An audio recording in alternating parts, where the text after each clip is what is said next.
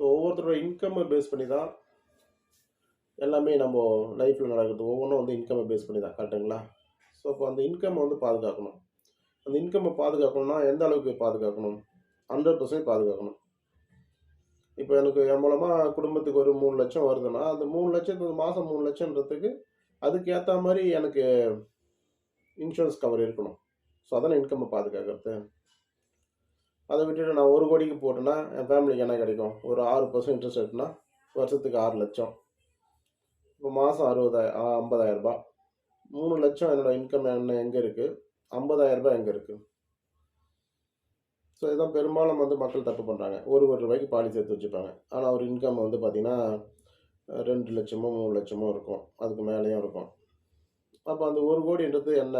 50,000 மாதம் ஃபேமிலிக்கு கிடைக்கும். 1,00,00,000 எடுத்தால் 1,00,00,000 வந்து 6% இன்ட்ரெஸ்ட் ரேட்டில் நீங்கள் ஒரு பேங்க்கில் டெபாசிட் பண்ணுறீங்க.